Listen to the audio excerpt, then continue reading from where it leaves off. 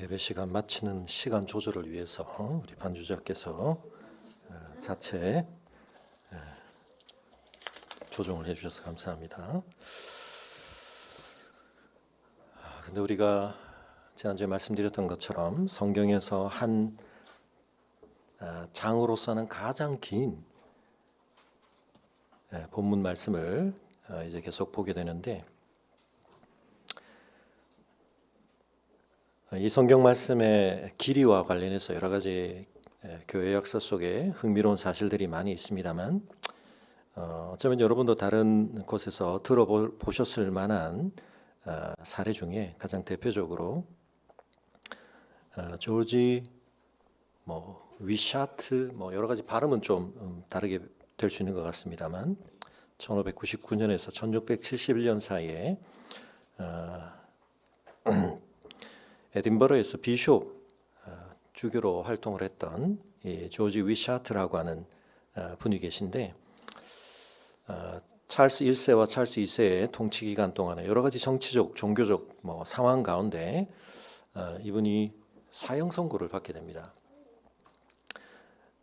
그런데 이 당시에 있었던 관행 중에 하나는 사형이 집행되기 전에 그 처형당할 사람이 한 가지 화면 안 열어도 됩니다. 아직. 한 가지 청을 들어주는데 그건 뭐냐면 시편 중에 한 편을 마지막으로 낭송할 수 있는 기회를 주는 겁니다. 이분이 시편 몇 편을 골랐겠습니까? 119편을 골랐습니다. 그래서 이 119편이 낭송되는 가운데 3분의 2쯤 낭송이 됐는데 사형 집행을 사면해 주는 전령이 도착을 하고 생명을 건지게 되었다. 매우 실제적인 경험으로 시편 119편이 생명을 살리는 경험, 말씀이 나를 살려주셨다는 경험을 하게 되었다. 그래서 이 사례가 굉장히 많이 알려지고 있는데요. 이분보다 100년 전에 스코틀랜드에서 순교하신 똑같은 이름의 사람이 있었는지 그것도 사람이 좀 헷갈리기도 합니다만, 그러나 꼭 그런 위기로부터, 실제 죽임을 당할 수 있는 위기로부터 이 말씀 덕분에 건짐을 받은 사람 때문은 아니지만 그런 경험을 한 것과는 무관하게 교회 역사 속에서 수많은 사람들이 이 말씀을 굉장히 소중하게 생각을 해왔습니다. 특별히 토마스 맨턴이라고 하는 영국 청교도 설교자신데, 이분은 이 시편 119편에 대한 주석을 남겼는데 주석이 3권으로 이루어졌는데 각 권마다 약 한 500~600페이지가 됩니다. 그래서 그 주석 전체 페이지가 1677페이지였다. 챕터를 정했는데 그 챕터가 절수보다 많습니다. 290 몇 개인가? 190 몇 개인가 그렇습니다. 119편의 절수가 총 몇 개죠? 176절. 어떻게 계산하신다고요? 8절씩 알파벳 22개, 176입니다. 청교도로서 어마어마한 성실성을 가지고 이 말씀 한 편을 주석하는데 1677페이지에 달하는 주석을 한 성경이기도 하다. 뿐만 아니라 많은 사람들이 이 성경을 암송하는 일에 굉장히 가치를 부여하고 그런 암송들을 했는데요. 대표적으로 여러 사람들이 있습니다만 윌리엄 윌버포스 이름 많이 들어보셨죠? 영국의 정치가이기도 하고 노예제도, 노예 무역 폐지 운동에 앞장섰던 그런 사람인데, 이 사람도 시편 119편을 매일 암송했다. 데이빗 리빙스턴, 아프리카의 선구자였죠. 또 헨리 마튼, 인도의 선교의 선구자입니다. 매튜 헨리라고 아주 유명한 200년 전 정도에 살아계셨던 분인데, 지금까지도 이분이 남긴 주석은 매튜 헨리 주석이라는 건 모든 설교자들에게 고전처럼 알려져 있는데요. 시편 119편을 암송한 것으로 알려져 있습니다. 빅토리아 시대의 저명한 예술 평론가이자 작가였던 존 러스크린, 감리교 창시자인 존 웨슬리, 수많은 사람들이 있습니다. 우리 지난주에 신문주 권사님께서 또 말씀해 주시는데 제임스 클럭 맥스웰, 제가 전에 말씀드렸던 뉴턴의 역학과 현대의 상대성 이론이나 양자역학을 연결하는 데서 굉장히 중요한 전자기 이론과 관련해서 굉장히 중요한 사람. 이 사람 굉장히 신실한 크리스찬이라고 말씀드렸는데 이 사람도 8살 때 119편을 암송했다. 그런 기록이 있습니다. 아까 말씀드렸던 매튜 헨리 같은 경우에는 그 집에서 매일 119편의 한 절씩을 깊이 묵상하게 하는, 그러면 1년이면 약 2번 정도가 되겠죠. 176 곱하기 2 하시면 1년 조금 360을 조금 안 되는데 그런 전통. 그 청교도들은 그런 전통을 많이 가지고 있었습니다. 제가 유튜브를 열심히 찾아봤더니 우리나라에도 지금 유튜브 상에서 암송 장면을 올리신 분들이 좀 계신데요. 이분의 성함이 장민기 씨인 것 같은데 어떤 분이신지 모르겠습니다. 그런데 소리는 안 나오지만 암송을 열심히 하고 계십니다. 약 16분 46초 걸리는 동영상에서 쭉 이거 지금 외우고 계시고요. UBF라는 단체, 선교단체가 여기는 성경을 굉장히 읽고 묵상으로 중요하게 여기는 단체죠. 여기에 안 베드로라고 하는 전남에 있는 어느 지부 목자신 것 같은데 유튜브에 보니까 이분은 1절부터 앞에 몇 절까지 또 몇 절까지 계속 도전을 하시더라고요. 10개월에 걸쳐서 이 영상은 이분이 마지막 암송을 완료하시는 그런 동영상입니다. 화면 다시 좀 닫아주시고요. 그래서 제 마음에 제가 교회를 처음 시작하면서 이제 암송 선구 8개를 말씀을 드렸는데 제가 청년사에 갈 때도 계속 뭐 여기 있는 우리 분들도 계십니다만 리더 모임이나 이런 데서 계속 제가 선구 암송을 강조를 했었는데 한 가지 안타까운 것은 그때는 개역 한글로 외웠었는데 이게 개역 개정으로 바뀌면서 이게 문구가 아다르고 어다르고 곤지, 간지 뭐 이런 것들이 막 바뀌면 굉장히 좀 헷갈리는데요. 개역 한글에서는 특히 119편 같은 경우 굉장히 좀 축약된 시적 표현이 많았습니다. 사실 우리 개역 성경이 시편 번역에 있어서 굉장히 운율을 좀 많이 잘 살렸는데요. 의미들이 조금 풀어 설명되어야 하고 단어를 바꿔야 되는 필요들이 있다 보니까 개역 개정으로 바꾸면서 이게 조금 시적 표현보다는 좀 풀어 쓰는 표현들이 많아지면서 개역 한글을 열심히 외우는 게 좀 소용이 없어져 버렸습니다만, 그래서 제 마음 같아서는 이 시편 119편을 저희 교회에서도 한번 좀 외우시는 분들이 나오시면 어떨까. 전주 제자교회 청년부에서는 또 어떤 유튜브에 보니까 이걸 혼자 다 외우는 건 아니고 구절을 나눠서 한 20명 정도가 돌아가면서 이렇게 외우는 영상도 있더라고요. 네. 그래서 우리가 뭐 뜰별로 한번 도전을 하든지, 네. 화면을 닫아주시고 뭐 어느 시점에는 저희 교회에서도 시편 119편을 다 암송하는 분이 나오지 않을까 제가 기대를 한번 해보게 됩니다. 왜냐하면 이 시편의 구성 자체가 너무나 명확하게 암송을 우리에게 요청하고 있기 때문이다.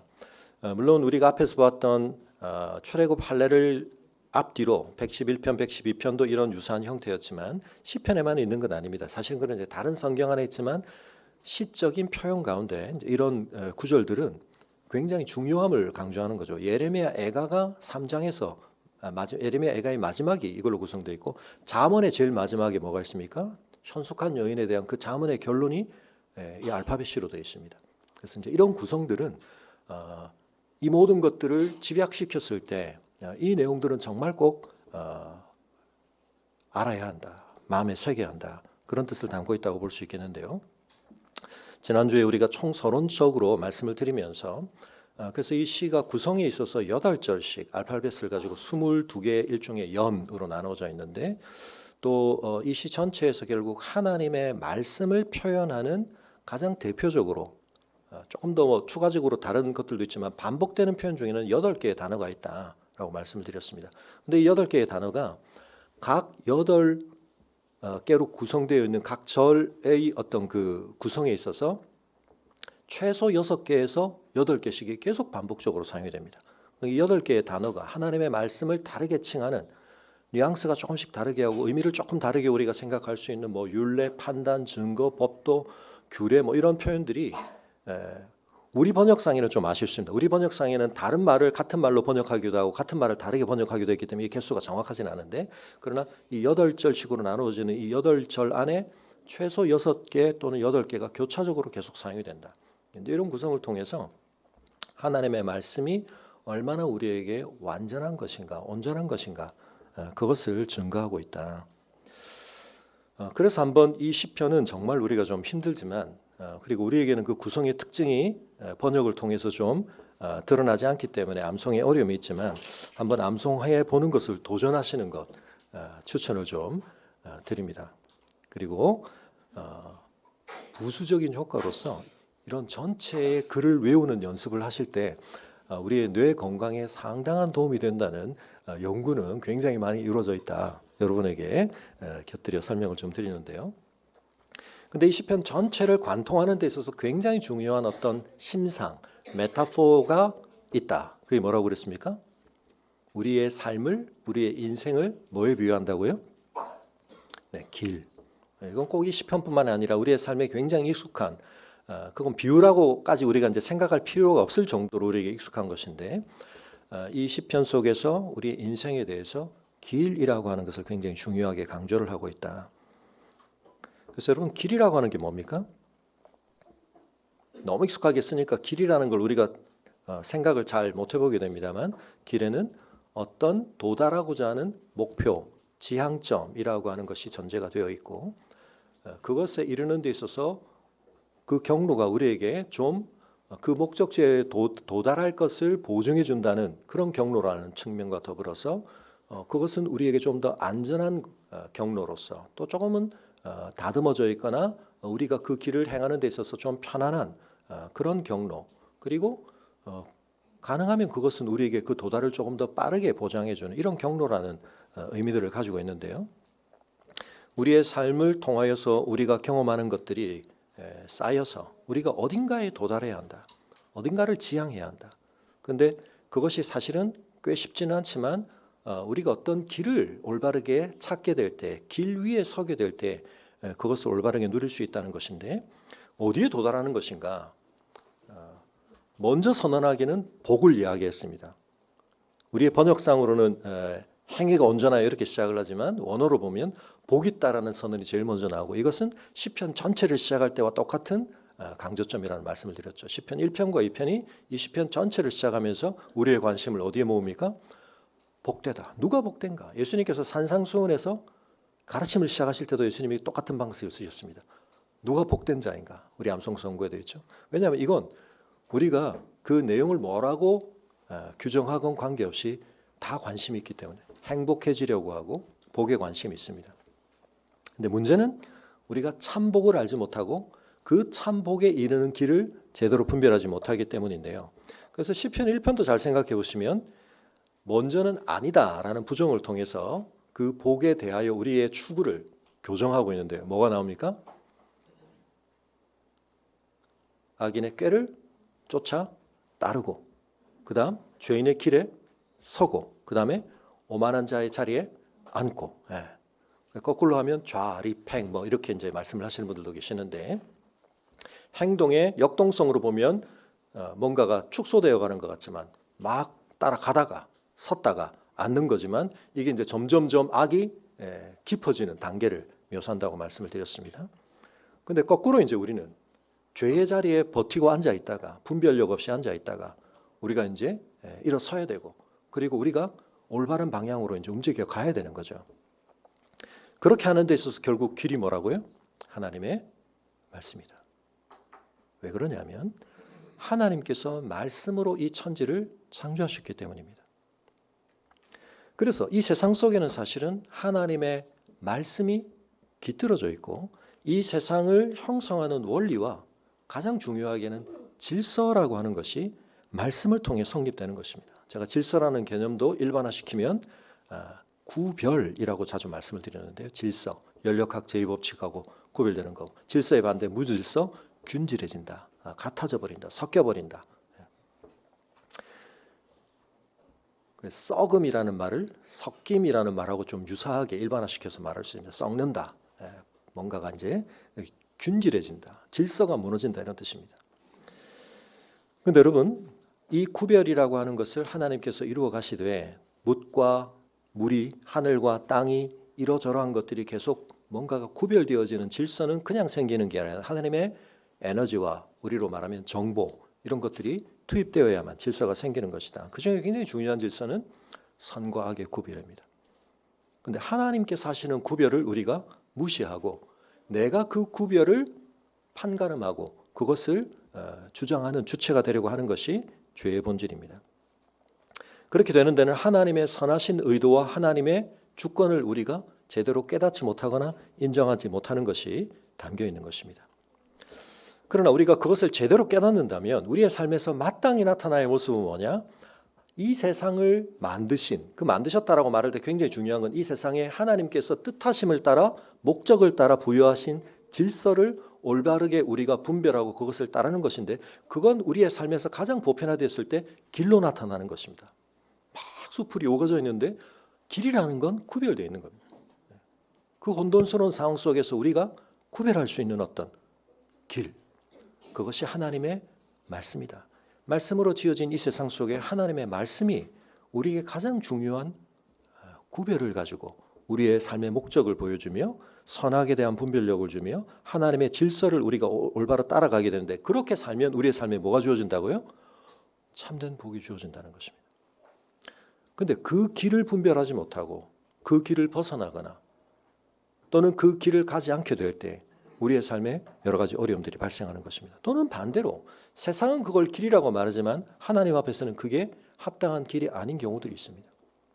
또 우리 인생에서 길이 막히는 것 같고 길이 끊어지는 것 같은 경험을 할 때 그것은 우리에게 여러 가지 당혹스러움과 곤란함과 어려움들을 주게 되는데 때로 하나님께서는 그걸 극복하게 하신다. 우리 앞에는 바다가 가로막혀 있어서 길이 끝난 것 같고 우리 앞에는 광야가 펼쳐져 있는데 어디에도 뭐가 길인지를 분별할 수 없는데 하나님께서는 거기에 길을 내시고 물을 내시고 그렇게 하신다는 것입니다. 그래서 여러분 우리의 바깥에 있는 길을 우리가 잘 찾아야 됩니다. 근데 또 한편 우리의 몸 안에도 길이 있습니다. 그래서 여러분 이 길이라고 하는 것이 우리의 삶, 살아감 또는 생명과 관련해서 굉장히 중요한 메타포인데요. 지난주에 제가 오늘 좀 말씀을 드리겠다고 한 거 다시 한번 말씀을 드리겠습니다. 화면을 좀 연결해 주시고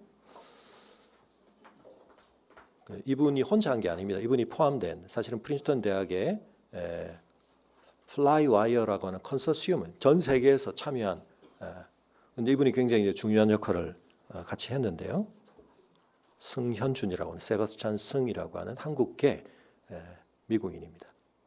국적은 미국인이신데 우리나라에 오셔서도 강연도 하시는데 한국말도 좀 하시더라고요. 잘. 이 초파리를 가지고 연구를 했다. 말씀드렸던 것처럼 초파리 연구를 통해서 노벨상이 6개가 나왔습니다. 지금까지. 근데 이 연구가 뭐가 그렇게 중요하냐? 초파리의 뇌, 초파리 전체가 크기가 한 2, 3mm밖에 안 됩니다. 초파리의 뇌 크기는 한 1mm 정도도 채 안 되는데요. 그 안에 있는 일종의 비유적으로 말하자면 신경망, 그걸 좀 컴퓨터식으로 말하면 회로도를 찾아낸 겁니다.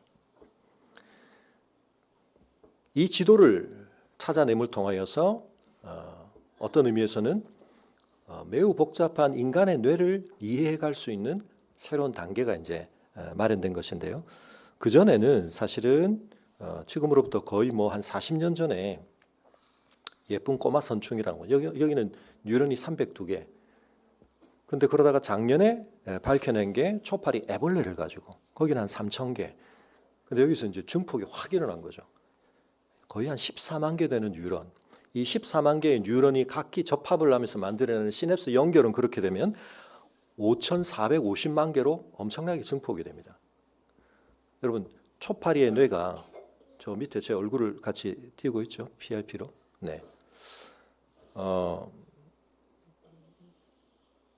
이걸 이제 보게 될 때 여러분이 초파리의 1mm도 안 되는 뇌 안에 있는 이 배선을 그 연결만을 가지고 길이를 이으면 얼마 정도 나올까요? 150m가 나옵니다.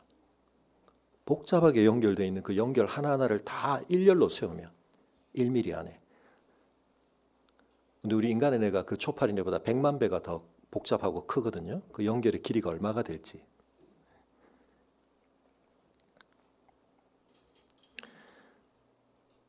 그래서 지난번에 말씀드린 올해 노벨상, 특히 노벨 물리학상과 노벨 화학상은 전부 AI, 우리의 신경망을 모델로 해서 인공지능을 또는 딥러닝을, 그 다음에 AI를 활용해서 단백질의 접힘에 대한 구조에 대한 분석이나 예측을 하는 모델을 찾아낸 것. 그러니까 지금 AI 분야에 있던 사람들이 상을 받았던 이유는 뭐냐면, 그리고 말씀드렸던 것처럼 이 세바스찬 승을 포함한 이 연구가 성공을 할 수 있었던 이유, 그냥 했더라면 5만 년 걸렸을 수 있는 걸 지금 굉장히 추격할 수 있었던, 물론 많은 사람이 여기에 이제 참여를 했습니다. 이게 이제 직관적으로 잘 안 하실 수 있어서 제가 지난주에 말씀드렸던 이건 14년 전에 그 유튜브 테드에서 이분이 강연을 했던 건데요. 이분이 그때도 이런 말을 했습니다. 나는 뭐냐?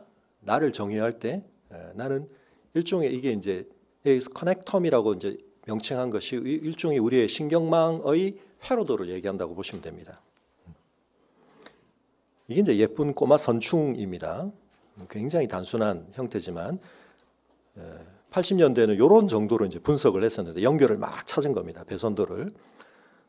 근데 여기 이제 우리의 확대를 점점 해보면 이렇게 돼 있는데, 이걸 이제 3D로 만들면 이런 겁니다. 이게 뭐냐 지금?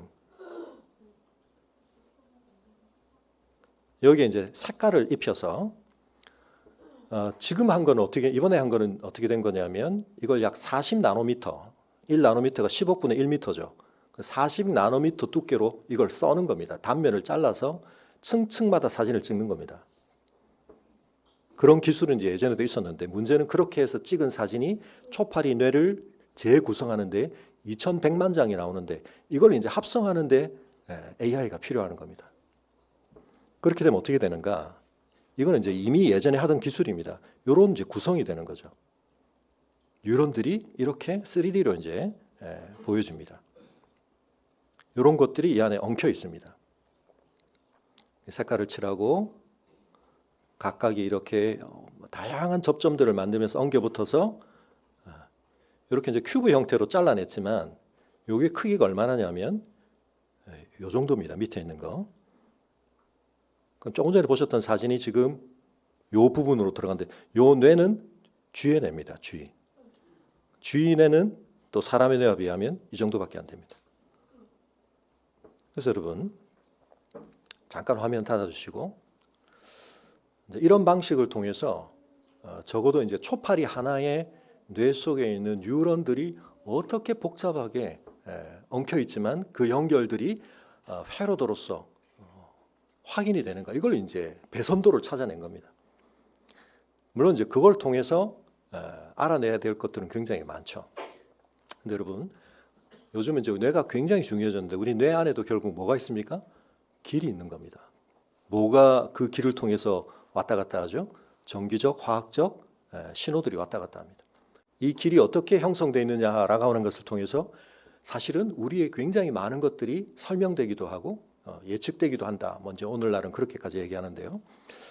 그렇게 가기도 전에 이번 한 주 동안 제가 이 말씀을 준비하다가 제가 이제 극한의 체험을 또 하나 해서 말씀을 드리는데, 여러분이 굉장히 죄송한 말씀이지만 제가 자꾸 아프다는 말씀을 드려서 좀 죄송한데, 자고 일어났는데 극심한 통증이 생겨가지고 옆구리 쪽에,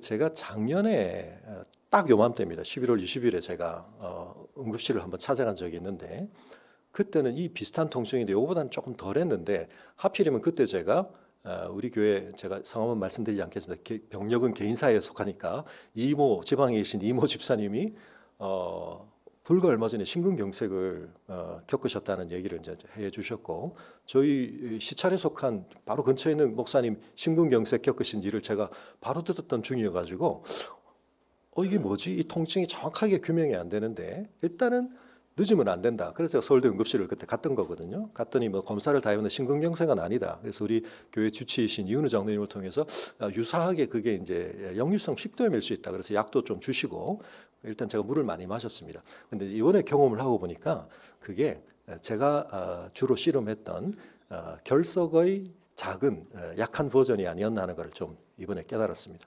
제가 한 25년 전에 그리고 한 15년 전에 25년 전에는 아주대병원 응급실로 실려갔고 15년 전에 서울대병원으로 제가 실려갔었는데 저 요로 결석이 좀 있었습니다. 근데 그동안 쭉 없다가 그러니까 작년에 그걸 약하게 좀 겪었는데 그때도 물을 사실 많이 마셨었거든요.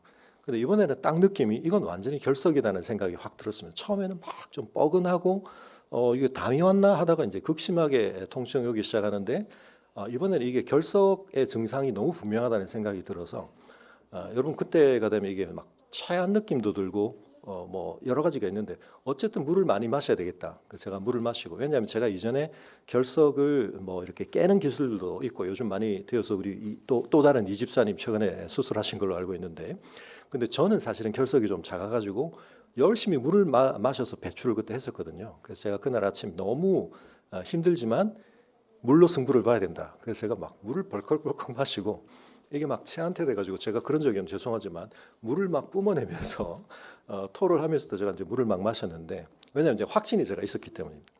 근데 사실은 작년에도 그랬고 이게 처음에 통증이 올 때 이걸 왜 말씀드리냐면 우리 몸이 굉장히 복잡하기 때문에 어떤 증상의 강도는 강하지만 이게 너무 어렴풋한 거거든요. 이게 뭘 나한테 신호를 보내는 건가?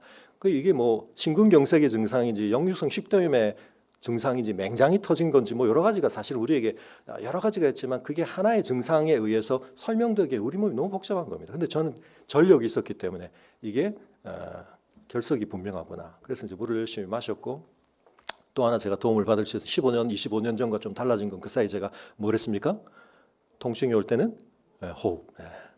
왜냐하면 이거 응급실 가봐요. 응급실 가면 진통제를 주긴 주는데 응급실 가면 제가 결석으로 2번 갔을 때 제일 화났던 게 뭐냐면 진통제를 빨리 안 줍니다. 요로 결석으로 온 사람은 안 죽는다는 걸 알기 때문에 빨리 그 10분이 얼마나 긴지 모릅니다. 근데 그때는 제가 충분히 제 몸에 익히지 못했던 이 호흡의 기술을 가지고 응급실을 가봐야 지금 뭐 할 수 있는 건 그런 거니까.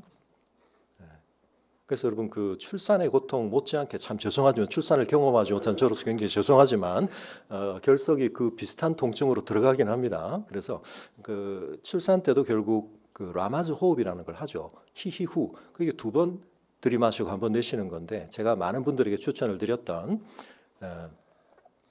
그 더블 인헤일링 한 번 할 때 어떻게 해요?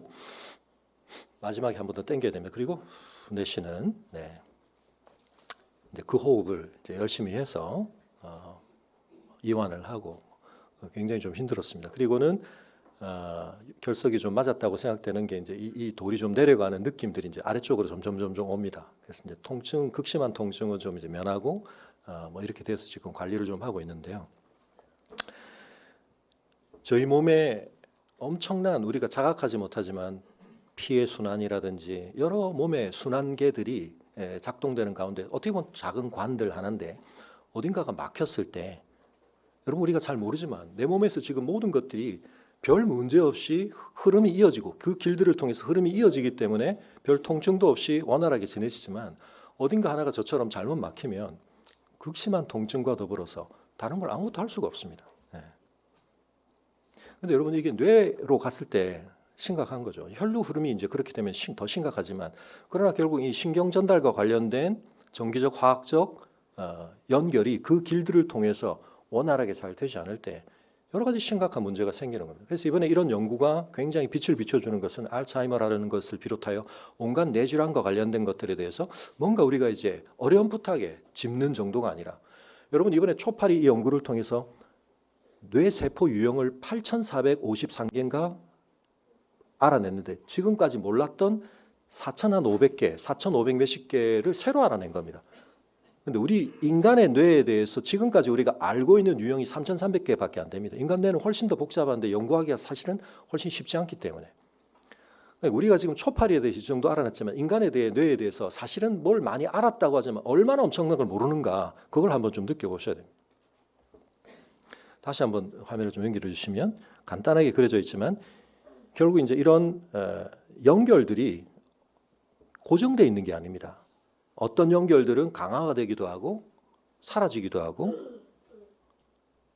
이런 과정들을 통해서 어떻게 보면 물길이 나 있으니까 물이 글로 간다고 볼 수도 있지만 때로는 물의 급격한 흐름이 장마가 온다든지 뭐 여러 가지가 바뀌면 때로는 길이 새로 열리기도 하는 것처럼 우리 뇌가 이제 굉장한 가소성을 가지고 있다는 걸 알게 되는 겁니다. 화면을 좀 닫아주시고, 자, 연결돼서 무슨 말씀이냐면 한편은 우리 몸 안에 있는 길들의 흐름에 따라 우리가 많은 것들을 통증을 느끼기도 하고 뭔가 원활해지기도 하고 뭔가가 좀 막히기도 하고 그렇게 됩니다만, 우리가 이 길의 결정론의 영향만 받는 게 아니라 우리가 뭘 하면요,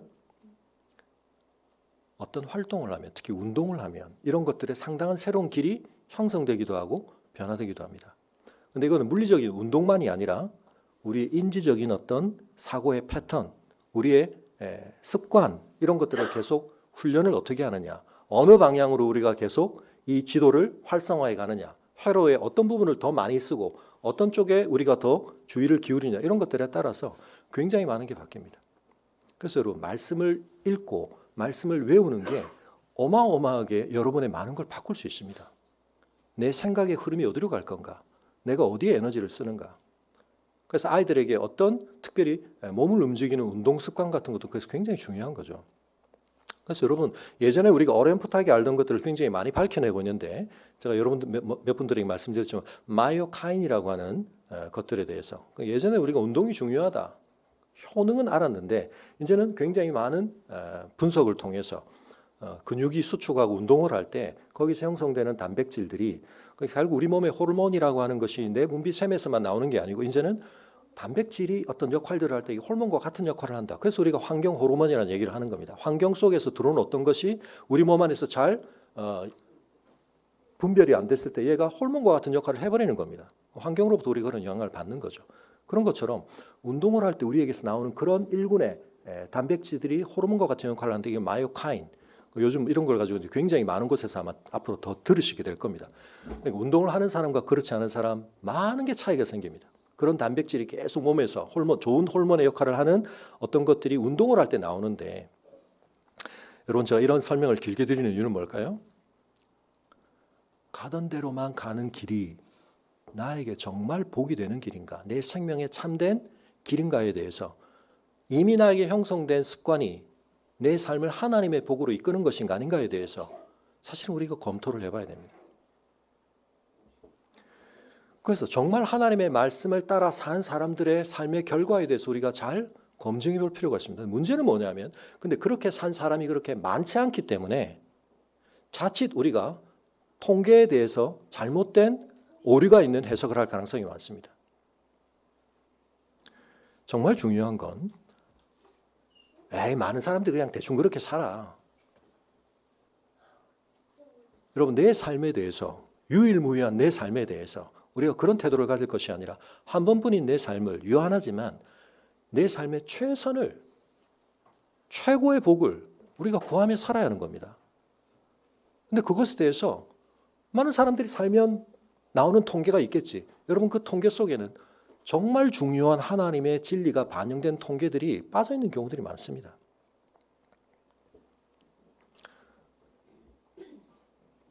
여러분, 이 시편 119편이 우리에게 주는 가장 중요한 도전은 무엇입니까?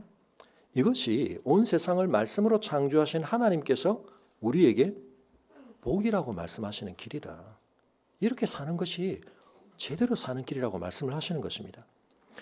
성경에서 뿐만 아니라 우리의 삶에서도 말과 존재의 연결성은 굉장히 중요하죠. 우리가 그걸 실감하고 있습니다. 특히 굉장한 권위와 권한을 가진 사람들의 말은 너무 중요합니다. 대국민 담화에서, 기자회견에서 무슨 말을 하는가, 대통령이, 또는 제1야당의 지도자가 대선 과정에서 어떤 말을 했는가, 왜 이걸 지금 우리가 막 따집니까? 왜 이걸 가지고 법원에서 판결이 내려집니까? 그 말이 너무 중요하기 때문입니다. 근데 이 중요한 말을 해야 될 사람들이 말을 아무렇게나 하고 말을 함부로 하고 들어봐야 별 남은 게 없는 말을 막 하고, 그 사람들은 이 사회가 길을 형성하는 데 있어서 법을 가지고, 법이 지탱되고 우리 사회를 유지하는 데 있어서 너무나 중요한 모델이 돼야 될 사람들이 법의 흐름이 어딘가에는 막 너무나 홍수가 나고 어딘가에서는 전혀 조사도 하지 않고 이런 일들이 일어나고 있으니까 우리 사회가 지금 막 홍역을 겪고 있는 것입니다. 말과 그 존재는 긴밀히 연결되어 있습니다. 그 사람이 어떤 사람인가? 그 사람의 말을 들으면 압니다. 그래서 인터뷰를 하는 겁니다, 우리가.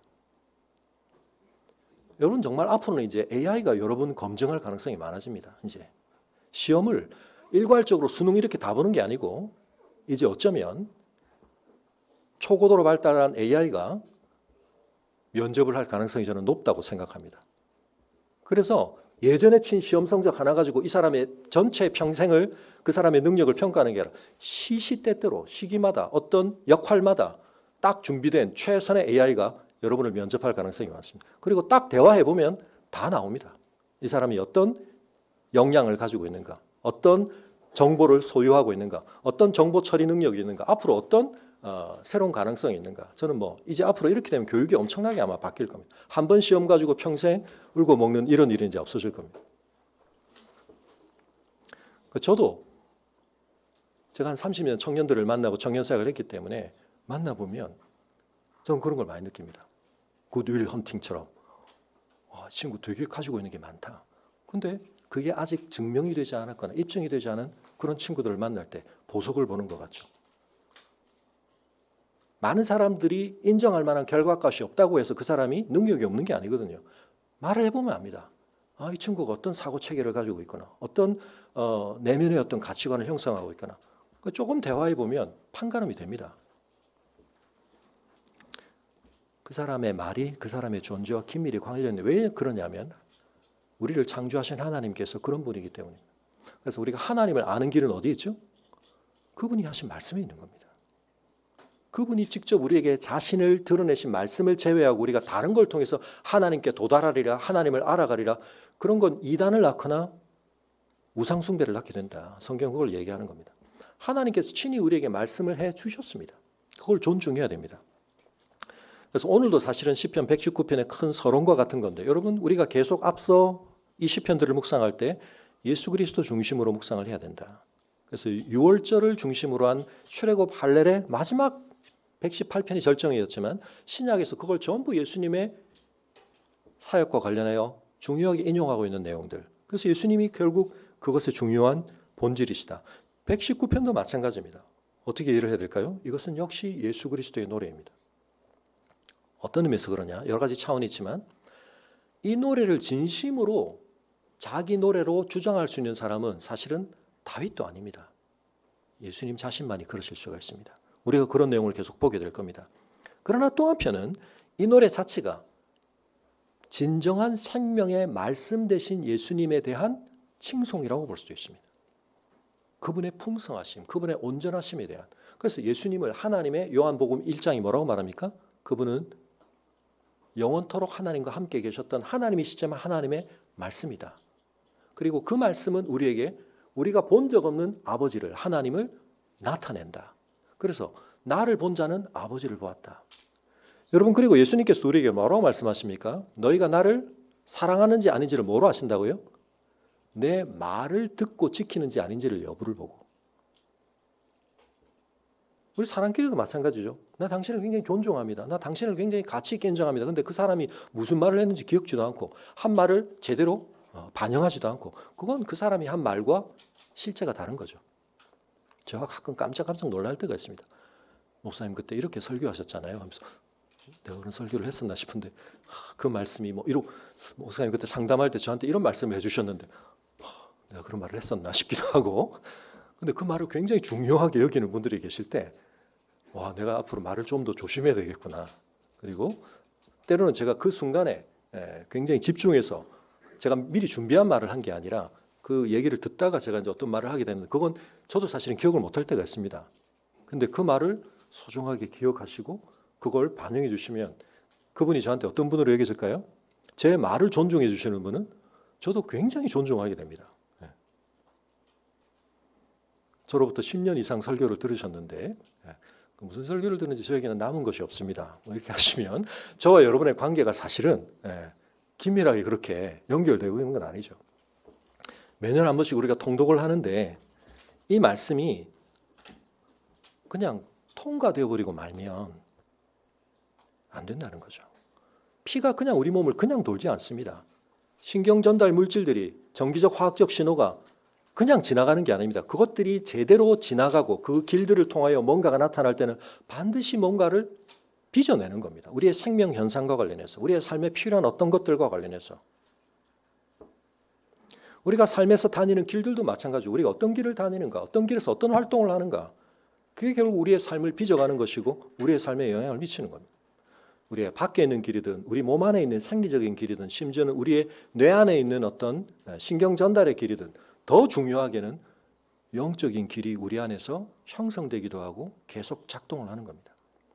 근데 그 길이 너무 좁거나 짧거나 경로가 너무 단순하거나 그렇게 되면 안 되고 하나님의 풍성한 말씀이 우리 안에서 소화되고 체화되고 활성화될 수 있는 그 풍성한 길을 가져야 되는데 그 길은 어떻게 된다고요? 그 길 자체이신 주님이 뭐라고 말씀하세요? 내가 곧 길이요 진리요 생명이다. 근데 나라고 하실 때 내가 너희 안에 있다고 말씀하실 때 예수님이 뭘 또 얘기하십니까? 내 말이 너희 안에 있다.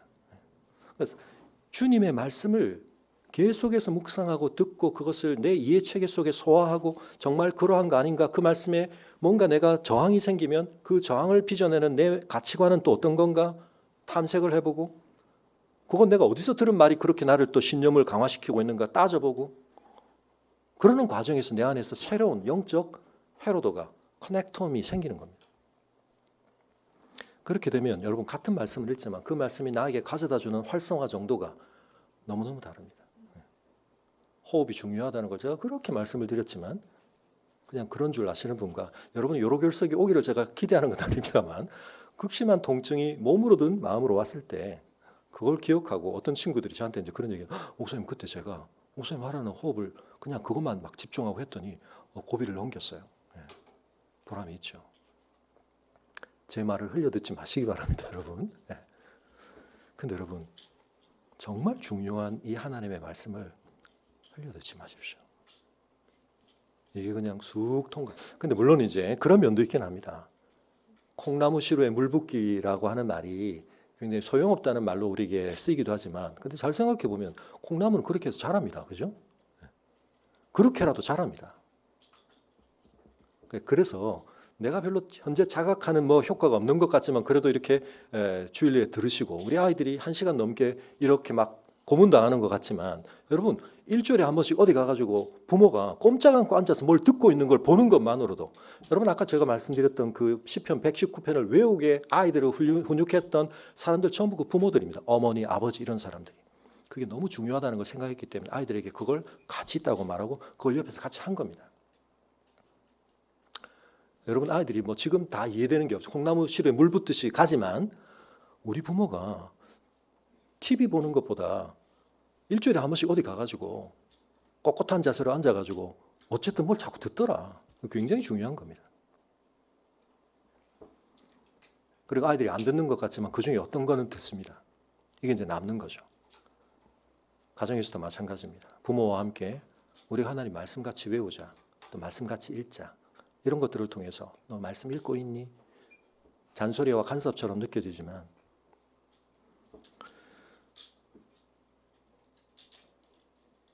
이 절수는 한참 뒤에 생긴 것이기 때문에 큰 의미는 없지만 많은 사람들이 좀 그렇게 상징적으로 많이 얘기를 하시죠. 청년의 때 굉장히 유혹이 많고 어려움들이 많은데 그 청년의 위기를 어떻게 극복한다? 우리나라는 119, 미국은 911, 119편 9절에서 11절 어떻게 되어 있습니까? 청년이 무엇으로 그의 행실을 깨끗하게 하리까? 주의 말씀만 지킬 따름이니이다. 내가 전심으로 주를 찾았사오니 주의 계명에서 떠나지 말게 하소서. 내가 주께 범죄하지 아니하려 하여 주의 말씀을 내 마음에 두었나이다. 내 마음에 둔다는 건 뭐죠? 여러분 그걸 계속해서 되새긴 겁니다. 그래서 여러분 13절에도 보면 주의 입의 모든 규례, 하나님의 입에서 말씀이 나왔는데 그걸 나도 뭐로 한다고요? 귀로 듣지만 또 뭐로 합니까? 나의 입술로 선포한다.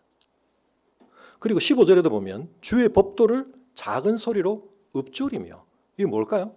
여러분 우리가 때로는 뭘 읊조리게 됩니까? 때로는 사람 없는데 손자 읊조릴 때 뭐죠? 내 안에 뭐가 꽉 차 있는 거, 고민이 갑자기 터져 나오거나 갑자기 막 분한 일이 생각나거나 그럼 뭐 혼자 중얼중얼 하는 거죠. 뭐 이 사람 속에 뭐가 있다는 걸 보여주는 겁니까? 하나님의 말씀이 가득 담겨 있으니까, 그리고 또는 그것에 집중을 하고 있으니까 그걸 읊조리며 암송을 하기도 하고 묵상을 하기도 하고 그러는 겁니다. 여러분 지난주 중에 뭘 읊조리셨습니까? 뭐가 즐거우시고 뭐가 소화가 안 되셔서 여러분 속에서 뭐가 나도 모르게 흘러나왔습니까? 하나님의 말씀에 대한 우리의 관심, 집중. 여러분, 그래서 지난주에도 말씀드렸다시피 이 표현들 속에 굉장히 중요한 게 있습니다. 4절에서도 그랬지만 주께서 명령하셨다. 우리 명령 받는 거 굉장히 싫어하지 않습니까? 강요되는 거. 왜 내 자유를 억압해? 왜 하라 마라 그래? 우리 싫습니다. 저항감이 딱 생깁니다. 이게 뭐죠? 한편은 우리의 굉장한 자율성의 한 측면이기도 하지만 또 다른 측면에서 우리의 죄성의 표현입니다. 내가 내 삶의 주권자가 될 거야. 근데 여러분 4절에서 주께서 명령하사 그랬는데 5절에 보면 내 길을 굳게 정하사 주의 율례를 지키게 하소서. 주께서 명령하사 주의 법도를 잘 지키게 하셨는데 저는 아랑곳하지 않습니다. 저는 하나님 뭐라고 말씀하셔도 상관 안 하고 제 마음대로 살겠습니다라고 하지 않고 내 길을 굳게 정하셔서, 어떤 회로도는 좀 신경망은 잘못 형성된 것들은 좀 쇠퇴해도 괜찮은데 어떤 회로도는 더 강화되어서 그게 더 원활해져서, 다음번에 좀 말씀드리면 여러분 악기를 연주하거나 어떤 우리가 운동도 열심히 하게 되면, 저도 뭐 클래식 기타라든지 뭐 그렇게 뛰어난 곡은 아니지만 처음에는 악보 하나 보고 막 떠듬떠듬 자리를 찾아야 되고 하지만 지금은 그냥 눈 감고도 칩니다. 쉬운 곡은.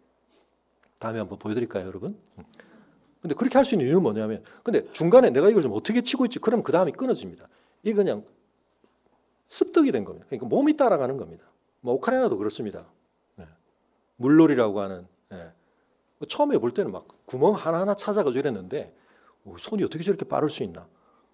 이제는 그냥 막 됩니다. 왜요? 훈련을 계속하니까. 이게 우리 속에 깊이 받아들이는, 인바디드된, 체화되니까. 여러분, 하나님이 명령하시는 건데 그게 나에게 강요와 억압이 아니라 나의 깨달음 속에 그게 나의 간절함이 되고 나의 요청이 되면 이 사람이 뭐죠? 복받은 사람입니다. 부모님이 공부 안 하냐는 잔소리가 나의 자유를 박탈하고 억압하는 게 아니라 안 그래도 내가 했어야 되고 하고 싶었던 건데 나를 리마인드 시켜주시네요. 땡큐. 이렇게 되면 얘는 복받은 애입니다. 근데 우리가 운동하는 거, 공부하는 거 이게 지겨운 일이 되고 하기 싫은 일이 되어버린 게 이게 우리의 몸과 우리의 상태가 이상해진 겁니다. 어릴 때 아이들 가만 냅둬도 얼마나 움직이는지 모릅니다. 아이들이 얼마나 호기심을 가지고 세상을 탐색하고 뭘 알아가려고 하는지 모릅니다. 이게 어떤 인지적인 정보만이 아닙니다. 세상을 막 파악하려고 하고, 이게 가장 자연스러운 우리의 모습 중에 하나예요. 뇌가 그걸 굉장히 좋아합니다. 그런데 이제는 우리가 움직이는 거 싫어합니다. 뭐 배우려고 그러면 막 부담스럽습니다. 우리가 썩어가는 겁니다. 되돌려야 됩니다. 근데 우리 안에 가장 잘못된 게 뭐죠? 하나님이 중요하다고 말씀하시는 걸 우리가 동일하게 공명하지 않는 것. 당신이 뭔데? 근데 하나님이 선하시다는 걸 알게 되면, 그리고 그분이 얼마나 지혜로운 분인지 알게 되면, 그분의 권위가 얼마나 우리에게 합당한 것인지를 알게 되면 그분이 우리에게 말씀해 주셨다는 사실이 너무 감사합니다. 그래서 어떻게 해요? 전심으로 주를 찾습니다.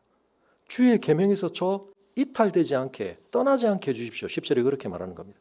그리고 주께 범죄하지 않으려고 주의 말씀을 내 마음속에 깊이 새기게 된다고 말하고 있습니다. 그래서 그는 뭐라고 말합니까?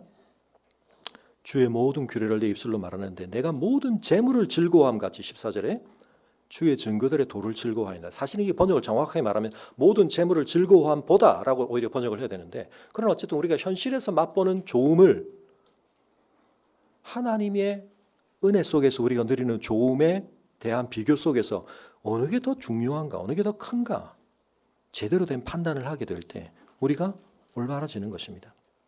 16절에서도 주의 율례들을 즐거워하며 그의 말씀을 잊지 않겠습니다.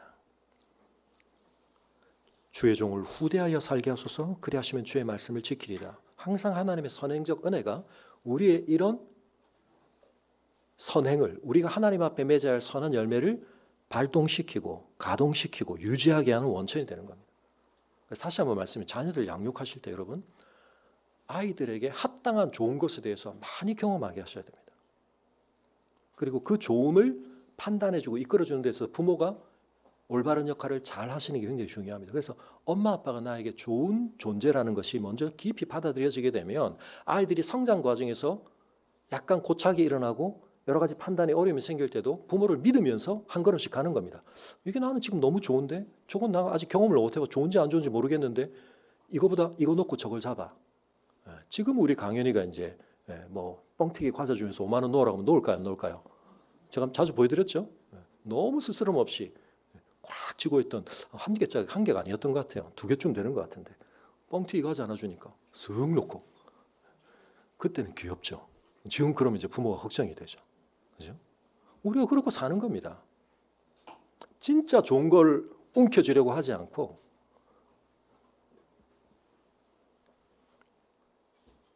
근데 여러분 그 과정에서 지난주에 제가 얼핏 말씀을 드리고 말았지만 우리의 몸과 관련해서도 여러분 하나님이 우리의 몸에 대한 디자이너시고 우리의 몸을 설계하신 분이고 만드신 분이라는 사실을 알 때 우리의 몸으로 느끼는 즐거움 전체가 하나님 앞에 악한 게 아닙니다. 이게 잘못된 금욕주의와 잘못된 이 이원론을 극복해야 됩니다. 우리의 몸으로 정당하게 느끼는 모든 좋음이라고 하는 것 자체는 하나님이 주신 선물입니다.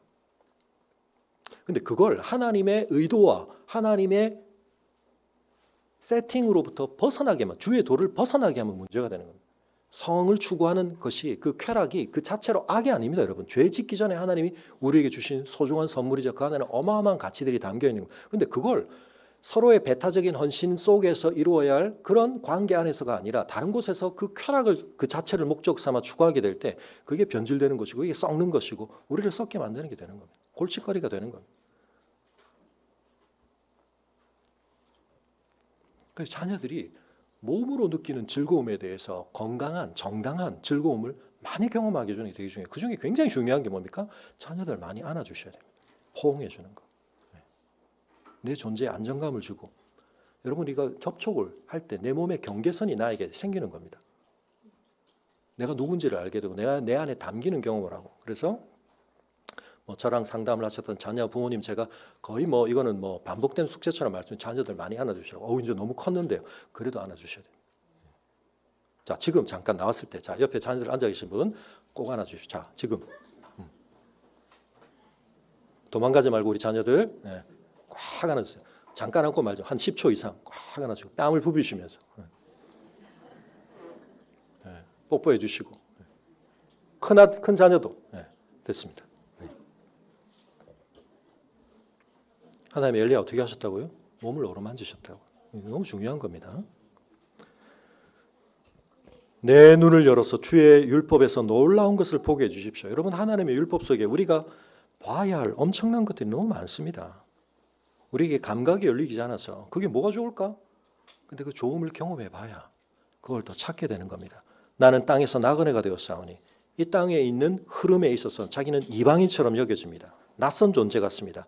내 판단이 틀린 것 같습니다. 그러나 주의 계명들을 내게 숨기지 마십시오. 저에게 그것을 알려주십시오. 주의 규례들을 항상 사모하기 때문에 내 마음이 상합니다. 이 사람은 뭐 때문에 속상하냐면 돈이 없어서 건강의 결핍 때문이 아니라 주의 말씀을 더 많이 나는 먹고 싶고 내 안에 담고 싶은데 그게 잘 안 될 때 이 사람은 속상한 겁니다. 교만하여 주를 저주를 받으며 주의 계명들에서 떠나는 자들, 교만한 자, 저주를 받는 자, 주의 계명을 떠나는 삼중으로 반복된 시편 1편에 나오는 사람들과 같은 사람들. 그런데 그들은 주께서 꾸짖으십니다. 그러나 나는 주의 교훈들을 지키기 때문에 비방과 멸시를 내게서 하나님은 떠나게 하실 겁니다. 이 비방과 멸시는 누가 하는 겁니까? 이 세상 사람들이 하는 겁니다. 그중에 보면 다음 절에 보면 고관들, 이 세상에서 가장 옳은 판단을 하고 영향력 있는 판단을 하는 사람들이지만 이 사람들은 야, 쟤 뭐야? 비방합니다. 왜 저렇게 살아? 멍청하네. 삶에 얼마나 즐거운 게 많은데. 그렇지만 주의 종은 주의 율례들을 작은 소리로 엎지렀나이다. 주의 증거들이 나의 즐거움이요 나의 충고자입니다. 아무 말이나 듣지 마십시오. 진짜 들어야 할 말을 들어야 되는데. 여러분 우리가 이 말씀들을 계속 묵상해 나갈 때 사실은 이런 주제들이 계속 변주가 일어나면서 우리에게 강조가 일어납니다. 뒤로 갈수록 이제 우리가 씨름해야 될 여러 가지 어려움들이 더 많이 드러나겠지만 이 태도들, 그래서 우리의 온 몸과 온 마음으로 하나님의 말씀을 그 길을 우리가 찾고 따를 때 그것이 우리에게 가져다주는 영광스럽고도 너무나 거룩하면서도 우리에게 유익한 그 복을 우리가 충만하게 누리는 것을 나도 경험해야 하지만 그걸 증거해야 됩니다. 특히 부모 여러분, 자녀들에게 그 증거가 되어줘야 됩니다. 우리 엄마 아빠가 그래도 부족한 부분이 있고 때로는 막 어설픈 부분도 있고 때로는 잘못하는 것도 있지만 그래도 하나님의 말씀 때문에 우리 부모가 중심을 잃지 않고 우리 부모가 가야 될 방향에서 좀 이탈하는 것 보여도 다시 궤도를 수정하고 우리 부모도 실수하고 우리 부모도 한계가 있지만 하나님의 말씀에 붙들려 사니까 우리 부모들이 그래도 이 세상 속에서 뭔가 다른 어른들에게서 나타나지 않는 다른 모습으로 사는구나. 여러분 이게 우리가 물려줄 자산입니다. 자녀들과 함께 말씀 묵상, 성경 통독 계속하시면서 여러분 한번 우리가 도전해보면 좋겠습니다. 시편 119편 우리의 생애 동안 한번 암송해보는 거. 우리가 그런 기대를 가지고 우리 시간 함께 기도하겠습니다. 하나님 우리의 눈을 열어 주의 율법에서 기이한 것, 놀라운 것을 보게 하시고 우리 안에 뒤틀려 있는 우리의 센서들을 새롭게 해주셔서 흘러야 하는 것들이 막혀 있고 흐르지 말아야 할 곳들이 너무 열려 있는 우리의 영적 회로들을 새롭게 해주셔서 그냥 그렇게 된 대로 사는 것이 아니라 우리가 이전에 느끼던 즐거움이 더 거룩한 즐거움으로 복된 즐거움으로 바뀌게 하시고 이전에는 우리가 그 맛을 몰랐는데 그 기쁨에 대해서 외인이었는데 친숙해지게 되고 원활해지게 되고 우리의 삶에서 너무 뻣뻣했었는데 유연해지게 되고 역동적으로 활성화되어서 하나님 앞에 합당한 삶을 살아가는 우리의 동력을 회복하게 하여 주옵소서. 전심으로 주를 찾고 우리의 온 마음으로 주를 따르는 우리의 영적인 회복을 이루어 주옵소서. 우리 함께 기도하겠습니다.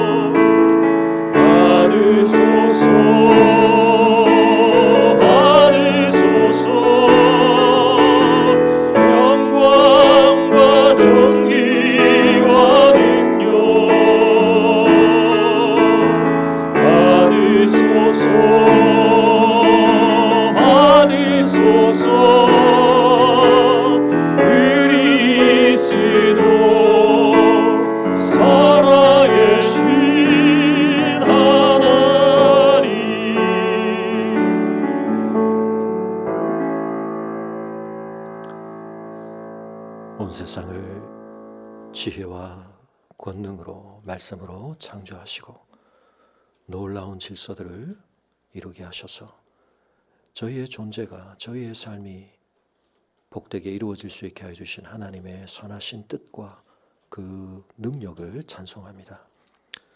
그러나 저희의 반역과 어리석음과 부패함으로 말미암아 이 세상과 저희의 삶 속에 썩음이 발생하고 어그러짐과 뒤틀림이 일어나 버렸지만, 그럼에도 불구하고 하나님께서 포기치 아니하시고 이 세상을 온전히 구속하시고 회복하실 그 은혜를 저희에게 또한 베푸심을 인하여 감사를 드립니다. 주님, 저희가 이 세상에서 참된 생명, 참된 복의 길을 찾게 하시고 저희의 몸이, 저희의 뇌가, 저희의 영적 삶이 그 올바른 길들이, 그 올바른 회로도들이 합당하고 건강하게 마땅한 것들을 순환시키고 막힘없이 모든 것들이 흐름으로 말미암아 저희의 삶에 참된 복이 이루어지게 하시고, 저희가 이 세상에서 하나님의 뜻을 따라 가야 할 길이 닫히고 막히고 끊어지는 것처럼 보일지라도 하나님을 의지함으로 그 길을 뚫어내게 하시고 견디며 그 길을 끝까지 감내하게 하시고, 때로 우리 앞에 너무나 대로처럼 열려있는 길로 보이지만 하나님 앞에 합당하지 않은 길을 분별하며 우리의 말씀을, 하나님께서 우리에게 주신 말씀을 우리의 삶에 붙들고 씨름하며 주께서 우리에게 주시는 참된 즐거움, 참된 복을 누리는 저희들 되게 하시고 그것을 증거하게 하시고 가정 안에서, 우리의 관계 안에서 그것을 또한 전수하며 확장해가는 저희들 되게 하여 주시기를 간구할 때, 이제는 우리 주 예수 그리스도의 은혜와 우리 아버지 하나님의 그 크신 사랑과 성령의 감화감동 교통하심이 하나님의 말씀을 사모하며 그 말씀을 따라 사는 삶을 온 마음으로 전심으로 씨름해 가기를 또 한 번 결단하는 주의 성도들의 걸음 위에 지금부터 영원토록 함께 하시기를 간절히 축원하옵나이다.